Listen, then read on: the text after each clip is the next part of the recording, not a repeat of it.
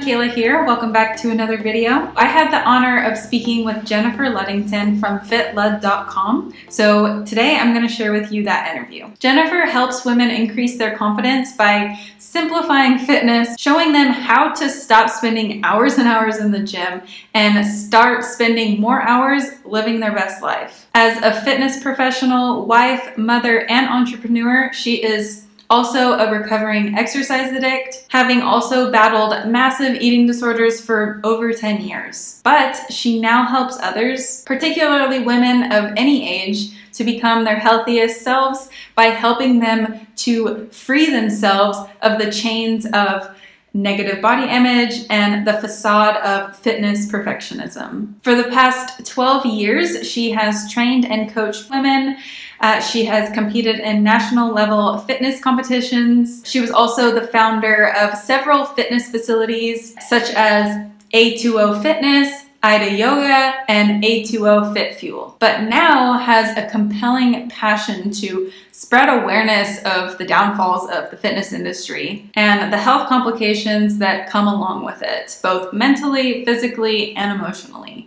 But also how people can break free. This is what we're going to talk about, plus so much more. So without further ado, let's get into that interview. Well, hi, Kayla. Thank you so much for having me. I am really excited to be sharing my personal story and my journey. My name is Jennifer Ludington, and I have been in the fitness industry for over 13 years.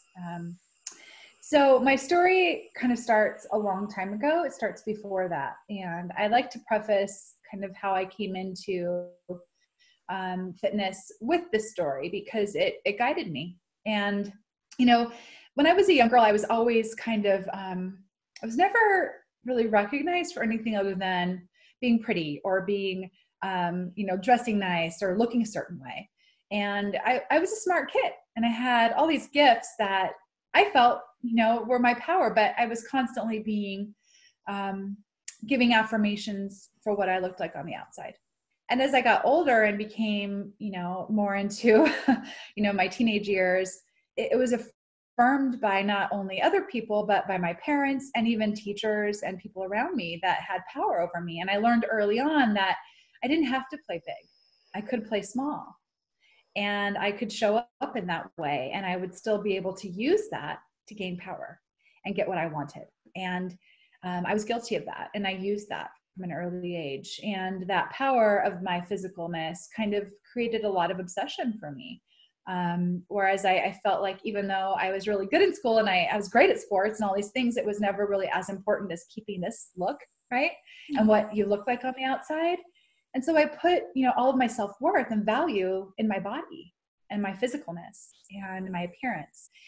And so my obsession started from a very young age as a teenager and into college even. And it really started to rear its ugly head because I got into fitness, and I did get into fitness for the right reasons, right? Like I really felt like gaining strength in the gym allowed me to gain strength in my life, and it empowered me to get out of to leave with a baby on my hip when I was, 27 years old, and start my own fitness company, start my own nutrition company, start my own protein bar company, start yoga studios. I did that as a, because I felt empowered through the strength I was gaining in the gym. And through that, it was beautiful. I mean, I helped all these women. I was, motivating people. I was inspiring people to live their best life. But soon I became more and more well-known in the industry. And I started, competing really heavily when my daughter was about 2.5 on national level stages, for the NPC, for fitness, figure, and bikini. And I started to have more and more pressure and eyes on me. And I started again to get, many accolades for this fitness perfection look that I was obsessed with. And, nobody was talking to me about my knowledge in the industry on, all of my background and all of my experience and all the help that I'm giving people. They were only concerned with what I looked like. So again, my power and my ability to provide for my daughter and my ability to keep continuing to gain clients in the industry and, getting modeling jobs and all these different things were all reliant on never what I knew, but what I looked like. So that led me down a really dark road. And that dark road became not only me feeling like I didn't have any worth other than my body, but it took me down the road of every eating disorder you could ever imagine. It started with restricting, became anorexia. Anorexia became binge eating and purging. Then it became orthorexia. Then it went back through that cycle, like this vicious, shameful, dark place that I couldn't seem to break free of.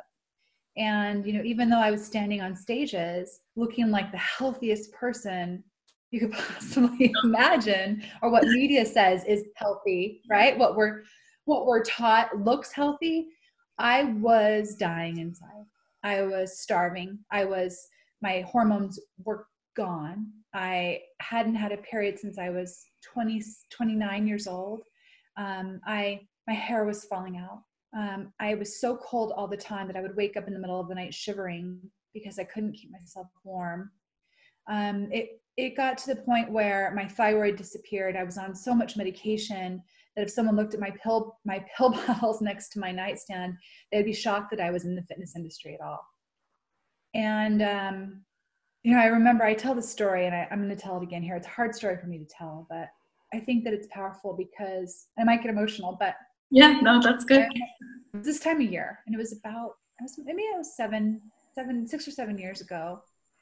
And I remember it was this time of year because it was the middle of the night and I woke up again with my heart racing because I was overtrained to such a huge degree. I mean, like 3 hours of training a day at that point. I couldn't sleep because I was so overtrained. And I woke up starving and cold again. And I remember being so cold and so hungry. I had to force myself to get out of bed because I was weak. I didn't want to get out of bed, but I was super cold. And I got out of bed. I remember putting my feet on the floor and thinking I had to be really quiet because I knew what I was going to do. I mean, I knew I wanted food so bad. My body wanted food so bad, but mentally I was trying to prevent myself from eating it. But my body was literally shaking and starving because I probably hadn't eaten anything other than fish and lettuce last week or more, right, Kayla? I mean, and I remember getting out, and I remember it was this time of year because I was so glad I didn't have to turn a light on because the Christmas lights were on and I could see. I wouldn't have to wake anybody up. And then I remember thinking, okay, if I open up the silverware drawer, someone's going to hear me. Mm-hmm. So I can't get the silverware out. So I walked into the pantry, cold, shaking. And of course I only had Adam's peanut butter in the house because God forbid I bought Jif, right? If I was going to binge eat, it was going to be on something healthy. Yeah. And I remember standing there and opening the jar and eating the peanut butter with my fingers. And I remember tasting salt because I was crying uncontrollably, sobbing quietly into this jar of peanut butter, and I could not stop myself. I could not get myself out of the pantry. I couldn't stop. And I remember crying because I knew that I would never allow myself to actually ingest it. And I knew that I was going to go purge it. And I knew I was going to have to go upstairs and go to the bathroom that no one could hear me in and do it. And in that moment, it was one of the darkest memories I have because I really honestly had no control over myself. I had no control over my behavior. I had no control over what I was doing. I was powerless in this addiction and this cycle of, anorexia, bulimia, binge eating, purging, orthorexia. I mean, everything you can imagine. And I stayed in that cycle for a really long time, Kayla, like years. I stayed in that cycle, hiding in shame and afraid to talk about it because I was afraid in the industry. I was afraid I wasn't going to be able to stand on stages anymore. I was afraid I wasn't going to be able to raise my daughter and support her. I was afraid of what people would think. And as I got help over the last 2 years, it's been recent that I've come through this and worked with spiritual gurus and people that have helped me and worked with meditation and worked with counselors and coming through this, I still hid it. I still couldn't say it out loud. There's so much shame that comes with it. I was so ashamed of myself. I was so disgusted with myself that I could perpetuate this image of what fitness is supposed to look like when really I was so sick. I was so sick mentally, emotionally, spiritually, physically. I was sick. And I was standing up in front of people telling them what to do and how to be healthy. And I was just disgusted with myself. I couldn't admit it to the world that I'd been doing that for a number of years, that I couldn't admit it. And recently I just had this epiphany that, I had to get out of my own way. That the message wasn't about me. It wasn't about my shame. It wasn't about, my ego. It wasn't about what people would think about me. It was about the message. And I knew how many women were suffering. I knew because they would come to me and I wouldn't tell them that I was suffering the same way. And I knew there were so many people I could help if I just told my story.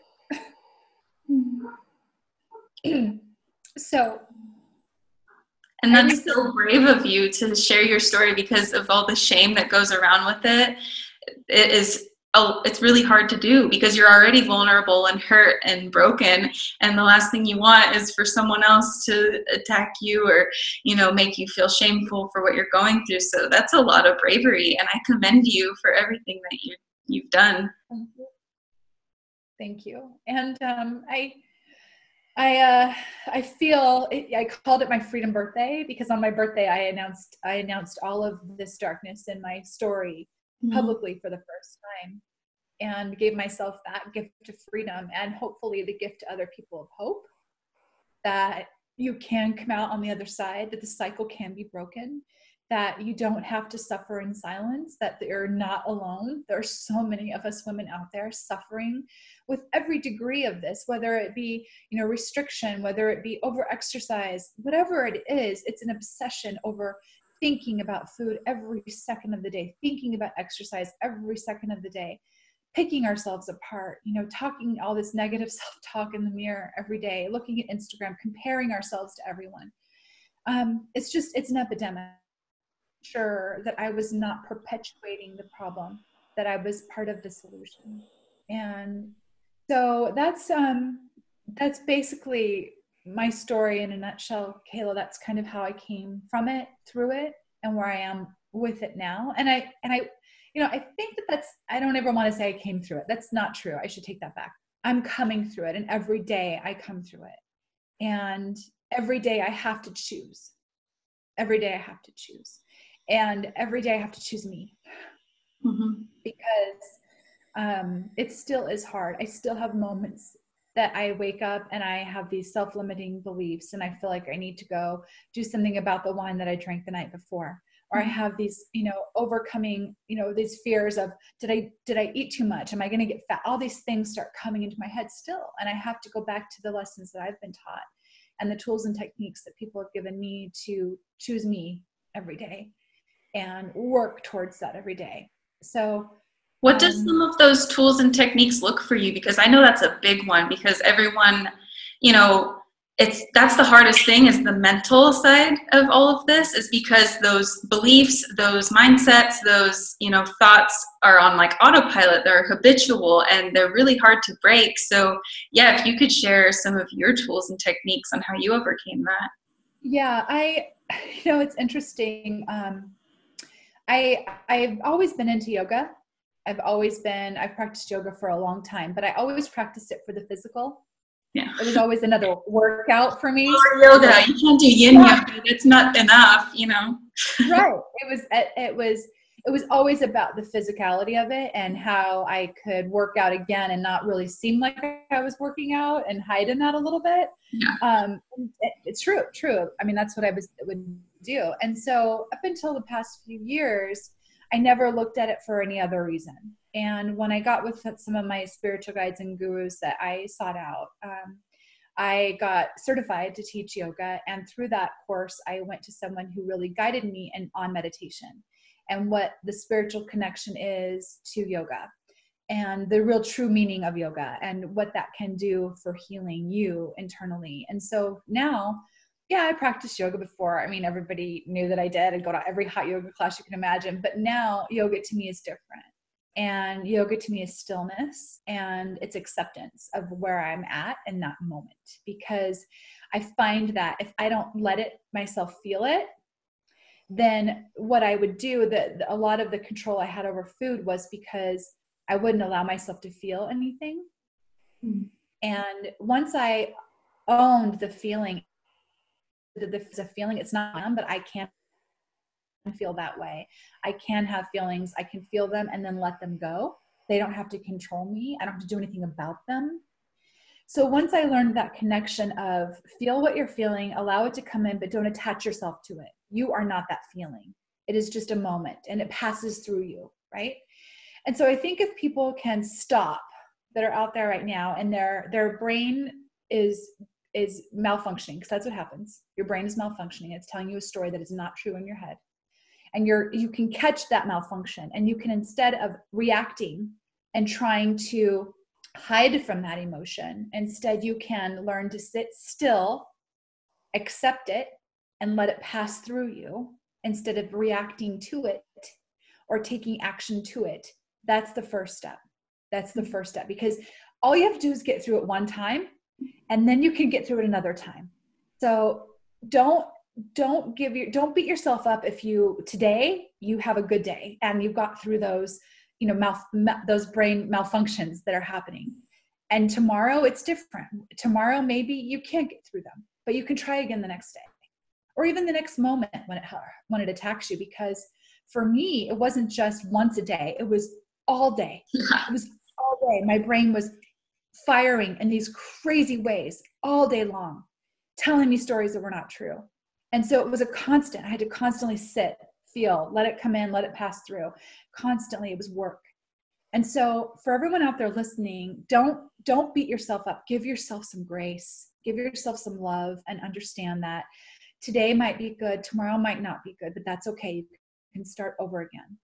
And so if I were to give someone advice in that moment of crazy that you feel overcoming you, and it sometimes overcomes your whole body, I would tell you that just try to sit still and breathe in that emotion, let yourself feel it, and then send it away. And if it comes back in again, do it again. Mm-hmm.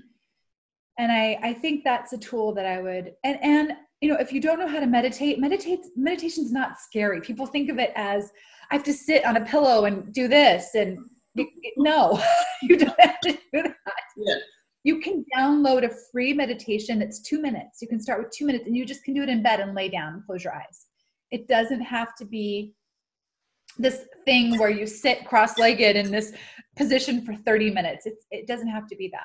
And no one's good at meditation. Like, everyone's bad at it. We all have crazy, it's like, you don't judge yourself. If you're like meditating and all of a sudden you're thinking about your grocery list, it's okay. Like, we all do that. It's fine. But it's getting your mind in a position where it can stop and be still for a minute. And so you can be like the observer of the thoughts rather. The only thing I wanted to add to it was, I really, really, truly believe that you can get a meditation online, and you can use that for as long as you need in order to settle your mind and get quiet. It doesn't have to be a long thing. It can be 2 minutes in the morning in bed before you leave your bed. And I think that could be really beneficial for you if you're just starting this journey in healing and recovery.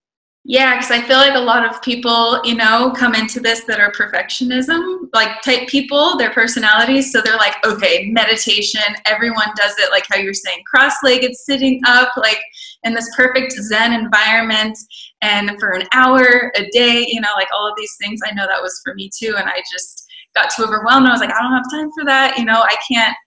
Sometimes, we get extreme, and we're like, if all or nothing, I have to do it that way or not at all.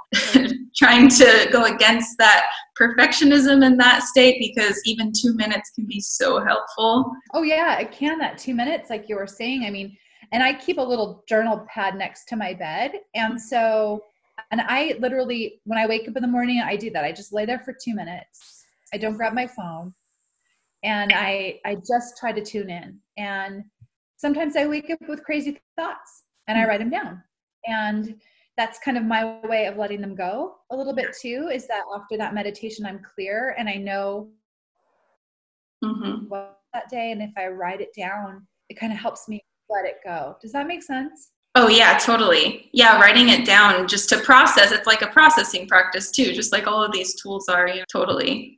I also wanted to add to, like, on the yoga part. I feel like, what are your thoughts on this? I feel like with social media and whatnot, yoga has turned into something that it's not. I also, learned from a teacher. She's like 85 and still doing yoga, but like real yoga, she's learned in India, and it's just the yoga that she teaches versus the yoga that we see on Instagram or we see in a lot of studios nowadays isn't the real kind of what yoga originally was, the philosophy of yoga and the mind-body connection, rather than looking a certain way and doing a pose for Instagram and like all of these things. Like, you mentioned that you found the real purpose of yoga. So, what are your thoughts on that? Yeah, I have a hard time with a lot of the fitness yoga now, because I think it puts a lot of pressure on people. And I think that they feel like, I'm not flexible, I'm not strong, I can't do yoga, I can't do this, I have to look a certain way or be a certain way in order to practice. And that is completely false. And I really wish that social media would get off of that tangent and go to the truth of what yoga really can be for people. And honestly, yoga is, for me, it's the only thing that really connects me to my higher purpose and my higher self. It really is. And that's just my belief system. But I feel like it's the only thing that can get me clear in the moment. And it's not even about me moving. Yoga is not, the asana, which is the movement practice of yoga, is not really the birth of where yoga came from, The asana is, one of the limbs of yoga, but it's not the most important limb in my opinion. And yoga to me is about the calmness and quietness of your mind and being able to tune in to you so that you can vibe higher and raise your vibration. Oh, I love that. Yeah. And so for me, yoga is more about, the emotional and spiritual connection to myself so that I can connect to my higher purpose. And so I think that when we change our perspective and we get out of our bodies, because a lot of your listeners, and me included, we're so caught up in our bodies, we forget what we're really meant to be here for. It dims our light because we can only focus on this physicalness. So I actually recommend people that are recovering from any kind of eating disorder at all, not to do asana yoga, to actually do yoga with meditation, meaning you're sitting in stillness and silence and you're not moving physically. We do enough of that, right? People that are listening are doing enough movement. What we need to do is get into here and help us realize, this is not who we are. This is just a show.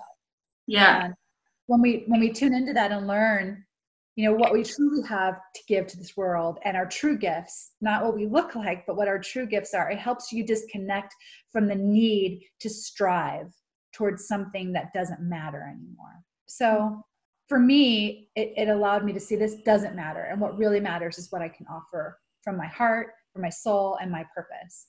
So that's what yoga does for me. And I hope that people out there that are listening will find a meditation tape and just sit in their house and learn to love themselves and listen to themselves, not the external, the internal. And then be able to decipher between, like, the disordered thoughts and like your true self, like your deep self that's been like suppressed for so long, like being able to tune into like what's really controlling you, what's really, guiding you throughout your days. Is it coming from, where's the attention's coming from? Is it coming from, a disordered place or like your true self, and what's going to best serve you? So like you were saying, the meditation or mindfulness and yoga, like that helps you to listen and decipher what's going on. So then you can be able to better act on whatever side you want to, instead of just letting it control you and just be like, well, this is me, like this is just my thoughts. Like those habits, those unhealthy habits they just become part of your routine. And unless you break it, they're going to continue to perpetuate. It's this cycle that can't be broken unless you decide that something has to intervene. And the only way to intervene is to get quiet Mm-hmm. And to learn to decipher between your brain just being activated in this malfunctioning way, or you being intentional with how you want to operate and from the space you want to operate from, instead of operating in this habitual pattern. Yeah. Right?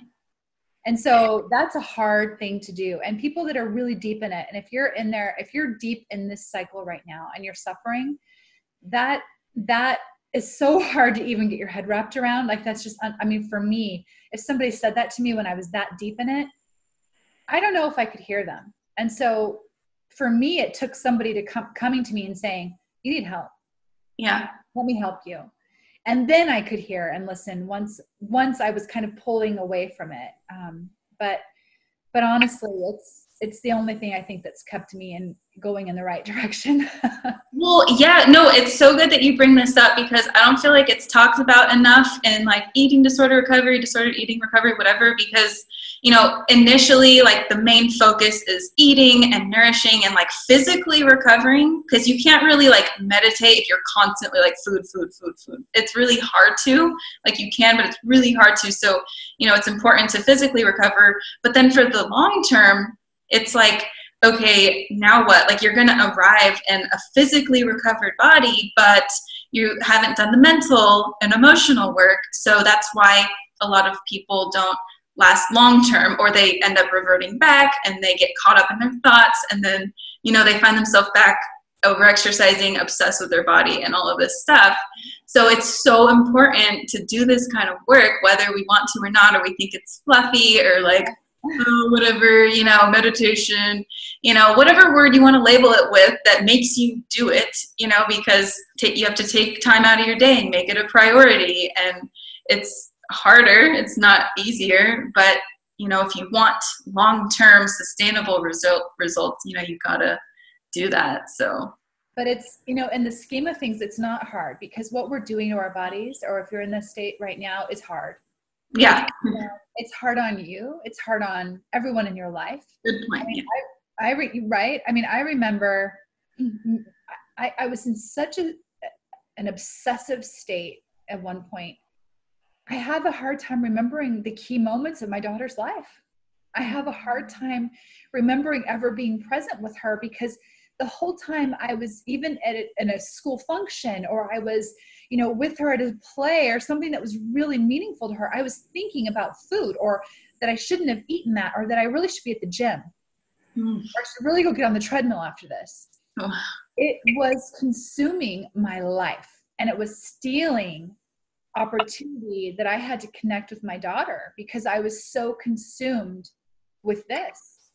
And so I'm telling everyone out there right now, those little things that might seem annoying to do, or that you just don't really want to do, or don't want to take the time to research, it is so much better for you to take 5 minutes of your life and learn the techniques and tools that will keep you present for your true purpose, than it is to live in the misery and shame of the disease and of the addiction, because it's all consuming. And I think of it as an addiction. I mean, I don't think I've told you this, Kayla, but my husband has been a recovering addict of drugs and alcohol for over 21 years. And it's so interesting, because we have the same patterns. We have the same struggle. We have the same obsession in our mind.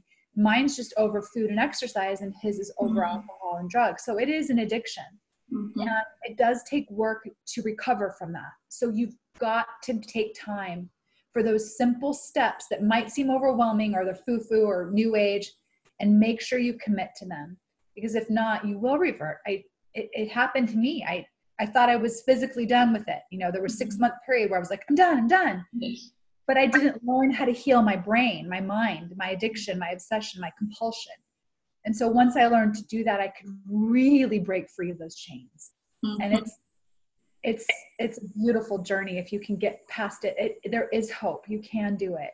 And I really hope everyone listens to what I'm saying right now about that.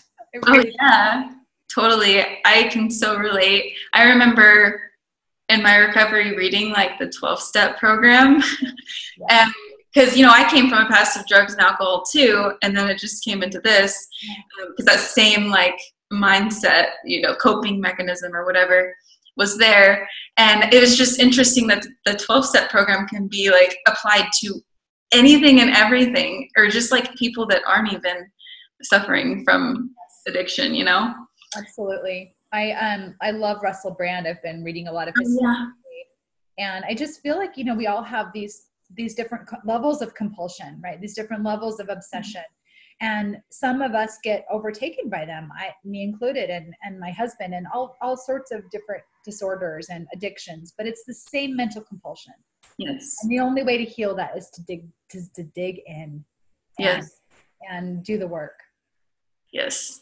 So do you feel like, because you mentioned when you were explaining your story, how, you know, you identified with your body and that's what gave you value, and that's what you weren't enough, you know, worth enough except your body, you know? So through all of this, was that how you were able to identify with the true you and, you know, your purpose and what you're really valuable for so much more than just your body? Like, how were you able to get away from that old identity and just step into your real identity? Yeah, that's a really good question. And I don't think I have a specific answer, but I'm going to try to kind of explain how I broke free of that. And I have to say, like, I had an injury recently that helped propel it a little bit, because I couldn't move. I couldn't work out. I couldn't do any of the things that I typically did to gain value or to prove myself or to compete or whatever that looked like. And so I learned that even though I was on a couch, I was still adding value to these people's lives. Even though it wasn't about me winning a competition or, you know, competing in this triathlon or whatever it was that I was doing in that moment. It had nothing to do with that. And people were still getting results and coming to me, and I was still changing their lives. I was still affecting them in a positive way. I was still able to completely be there for them and uplift them and empower them and train them and be their champions, right? And they benefited. And when they benefited from me not being in that state, or not even being able to be in that state, that gave me a little bit of a different perspective on my value and my worth. And, you know, it's interesting because I always say, I have 3 kids. And so I always say, you know, they could care less. Like, they don't even know that you know, they have no idea if I gain 10 pounds, or they think I'm the most amazing human on the planet because of me. Yeah. Not because of what I look like. And I go back to that a lot, because, you know, if I could see myself through their eyes, and I could see myself through what they see in me instead of what I think is the perception of, you know, the world out there, I try to shift that for myself once in a while. And I think that gives me a lot more of that ability to say, this is my truth. Like, this is who I am. All of my knowledge, everything I can do for these people to help them, everything I do for my kids and teach them and show them, that's me. And this is just a shell, and doesn't have any bearing on, you know, the trajectory of my life, right? It doesn't. So I don't know if that answers your question or not, Caleb. I think that's part of it. Yeah. Sometimes it's just these simple clicks, and it's like, oh, throughout our journey, we're like, okay, I gotta figure this out, like, what's going on, and you feel so lost a lot of times. And then, like, as long as you're doing the work or searching for the answers, eventually, like, something just clicks. And, you know, it just all compiles up, like, all your learning and growing, and this tiny little baby steps that you've been taking finally just register, and you're like, oh, you know, that happened for me a lot too. So I love that you said that, baby steps, because I preach a lot about staying in the step you're in. And, you know, and sometimes those steps are minute by minute. Sometimes the step that you're in is every minute. It's staying present in that minute, and that's okay. Because, you know, soon it will get longer, and soon it will just be a step an hour, and soon it will be a day, and soon it will be a week. And I think if you can just really break it down and say, I'm going to get through this hour, I'm going to get through this next hour, I'm going to get through the next hour, that's okay. And I know that there's a lot of perfectionist A-types out there listening. And for us, it's hard to do that. Just remind yourself to stay in the step you're in and focus on that it will continue to perpetuate and roll into this healing process where you can break free of it. I love that. Stay in the step you're in. the way you put that, but it's true because people like they, myself included, look at the big picture and just like the end goal. And, it's great to have goals, but if you're just constantly just focusing on everything that you have to do at all times, instead of just focusing on where you are right now, what's the next best move that you need to take, things like that, then it's harder to get to that point. It's going to be less productive because you're going to get overwhelmed and frustrated, and then you get shameful and then guilty and like that whole cycle. So yeah, stay in the step you're in. Stay in the step you're in. And the steps are not always comfortable, and staying in the step you're in means staying in the discomfort of it. And that's the part that's, we can do hard things. We can. And what's amazing about staying in the step you're in is that when you do that, and it is uncomfortable and it is hard, we grow a little bit more with our self-confidence when we complete that. We have a little bit more self-worth after we know we can do hard things. And if you just focus on doing that one step, your confidence will grow. You'll start to become more empowered every single time you stay in that step and you get through the hard.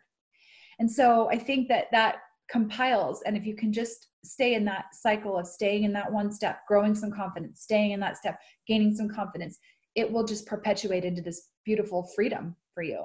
So I just want you can do hard things. Like we can. And when we do them and we come through them, it builds our confidence. It builds our resolve.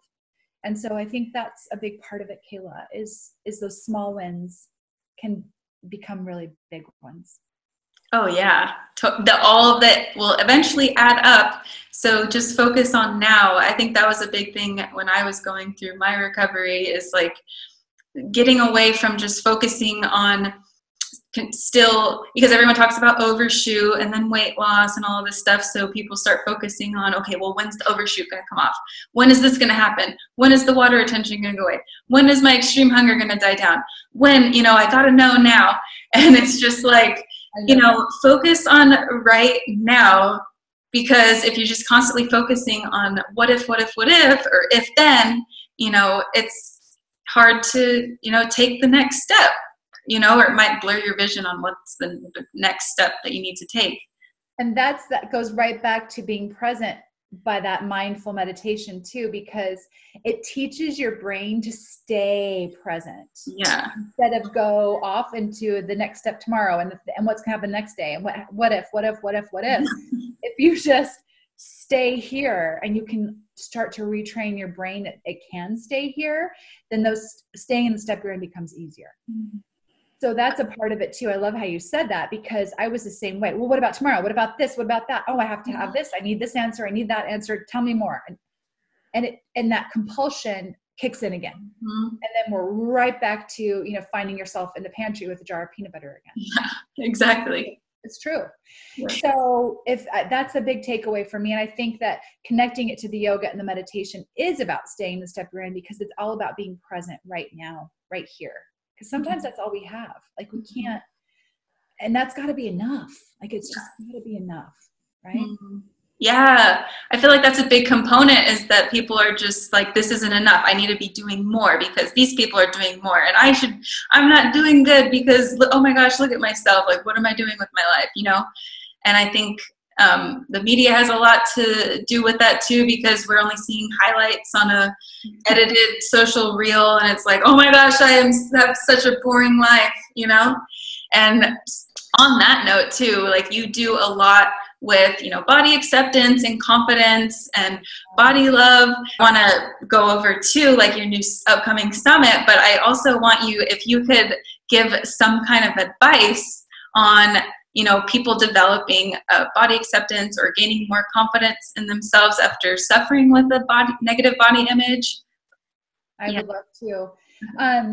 It's still a struggle for me, and I think it might always be a struggle, but I do things every day to really fall in love with myself. And I know that might sound new age, but I find something every day that makes me fall in love with myself. And I truly believe that until you can really love and accept yourself, you really cannot love another the way they deserve to be loved. And the only way to really raise the vibration of everyone, right, and to change things is to start with you. Mm-hmm. And so I get up in the morning, and it's not always easy to find a new thing that I love about myself. It's not always easy, Kayla. Sometimes I want to say, God, I really wish I could have my six-pack back. Sometimes I wake up and that's what goes through my mind. But other times I stand in front of the mirror, I'm like, wow, these stretch marks gave me beautiful, life, right? They birthed children, like, and I have to find things like that. So what I do every day is I stand in front of the mirror, and I learned this from a friend of mine. Her name's Charity Majors. And I stand in front of the mirror. She's actually speaking on the summit that you're speaking on. Nice. Yeah. And I stand in front of the mirror every day, and I look at myself straight in the eye, and I say something out loud that I love about myself. Mm-hmm.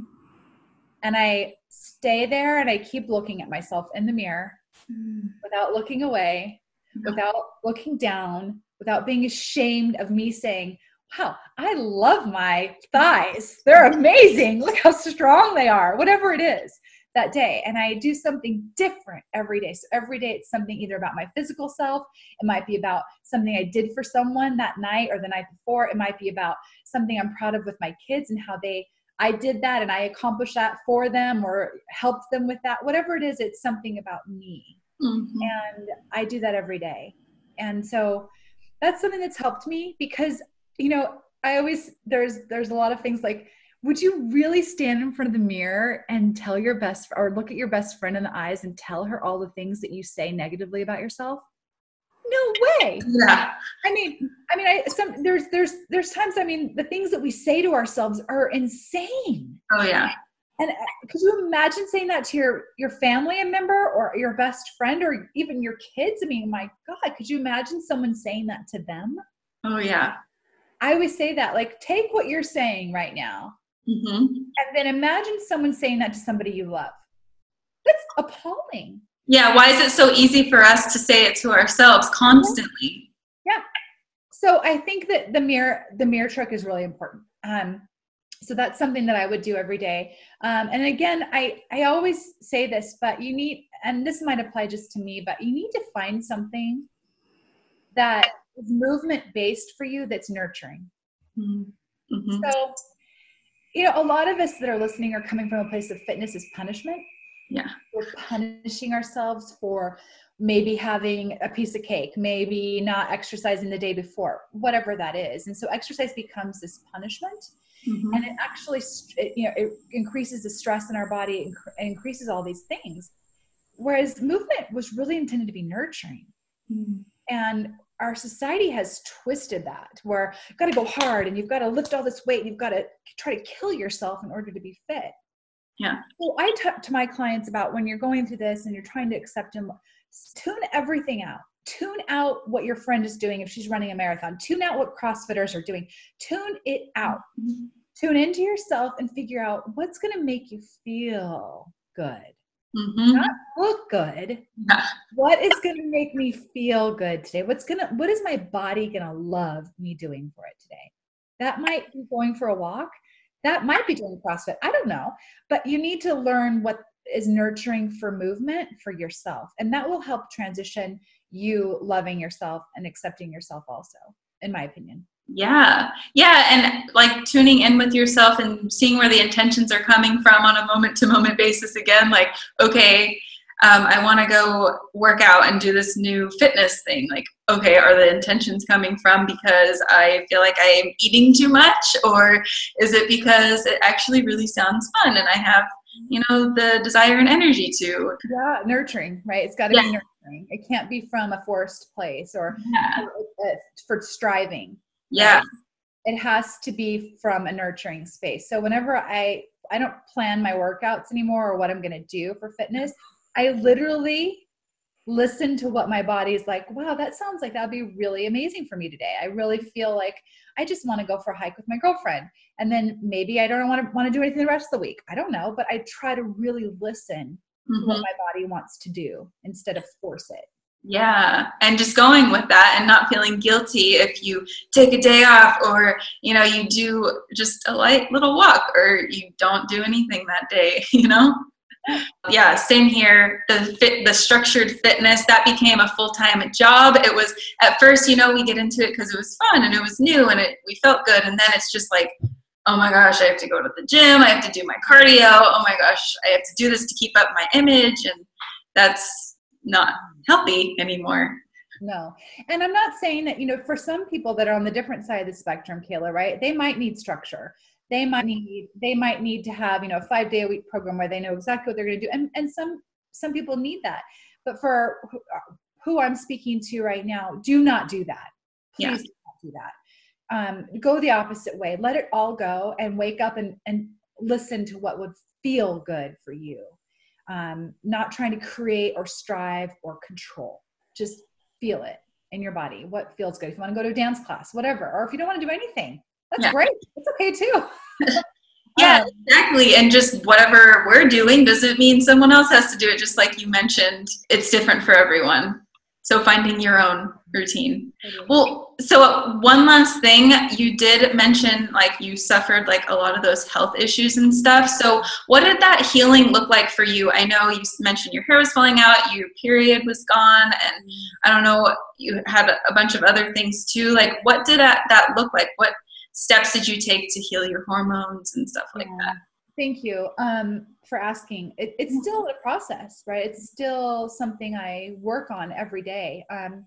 But food has to be medicine, right? It has to be your medicine. And so I worked with a naturopath. That's just my feelings.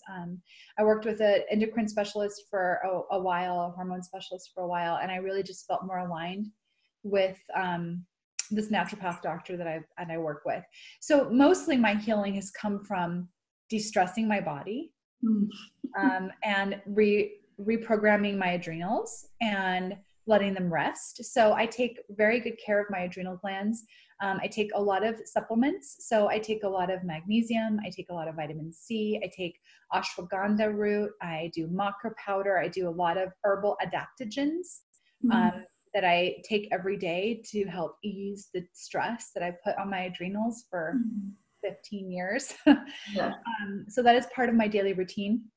The other thing I do is I eat a very high fat diet, good fat, right? Clarified butter, avocado, lots of nuts and seeds. I try to really pay attention to eating coconut oil every day.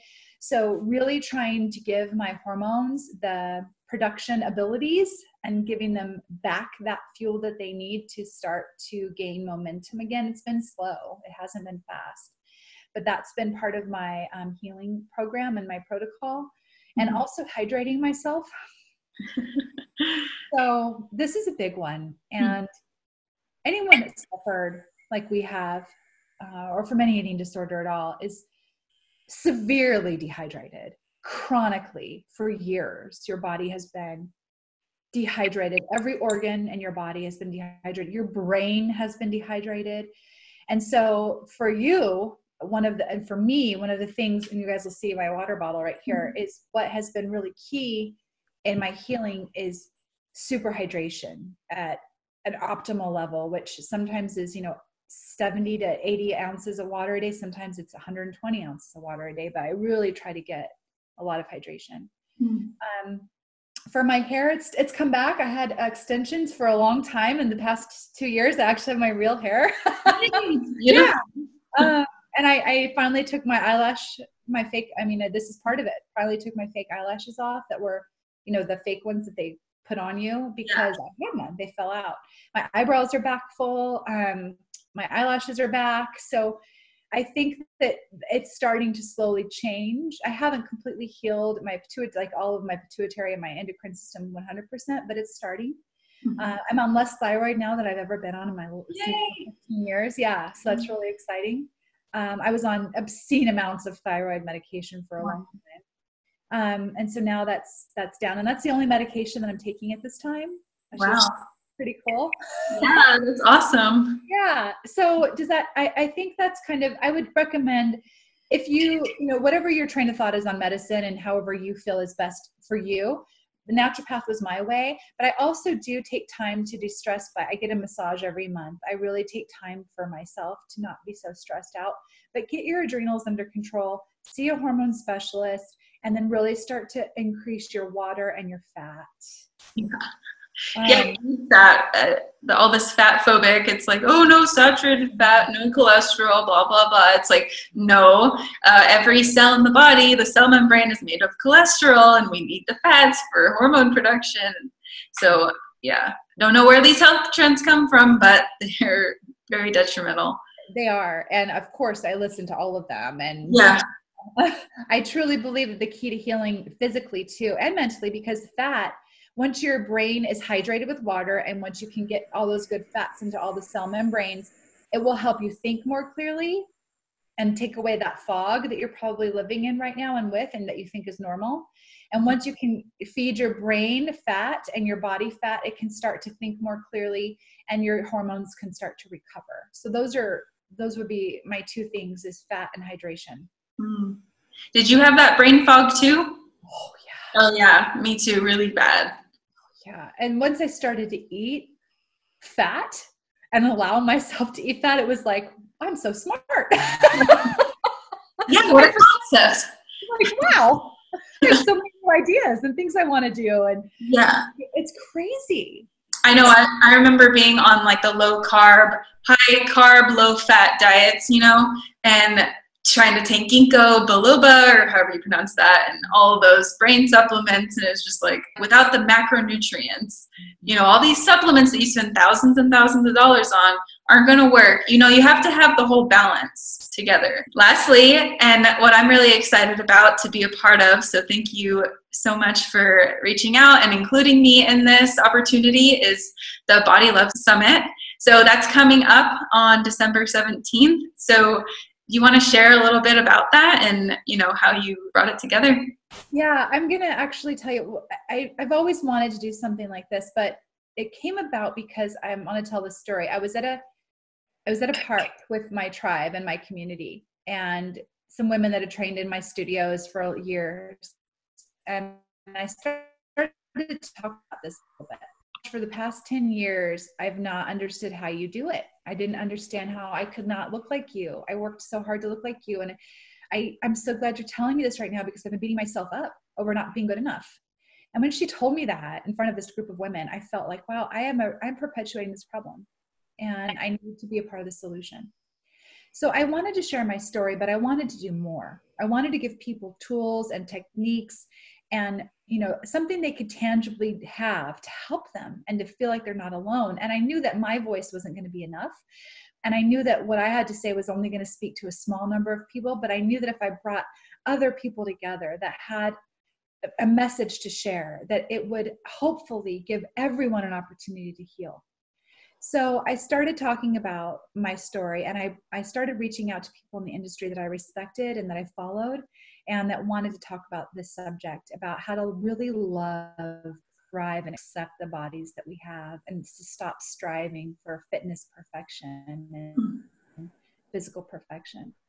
So I compiled a group of 29 experts. You included Kayla, and a few celebrities actually, which is pretty amazing, that wanted to talk about this, and it's free. And so all you have to do is go and register at bodylovesummit.net. And every day, starting on the 17th, you'll get to listen to a video interview, sort of like this, Kayla, with different experts in the industry that talk about how to start to love your body and to stop striving, and give you tools and techniques to do it. So yeah, that starts on Monday. It'll be really exciting. I'm really happy about the direction it's gone. Yeah, it sounds amazing. Like, I'm going to tune in, and I can't wait, for our date to debut. And so, yeah, thanks so much for putting your time and energy into creating that. I really hope all of you guys can go join. So I'll link that too below, so you can go find that and sign up for that. It's free. It's going to be awesome. Like, take advantage of this opportunity. Other than that, is there anything else that you want to leave your message for the audience? Yeah, first of all, just thank you again, Kayla. I appreciate you. I love your message. I love your authenticity. I love what you do for this community. So thank you. But I want everyone just out there to know that I've been in the darkest, deepest, most shameful place you can imagine with this disorder. and you can come through it. You can. You can break the cycle. You can get free of it. There is hope for you.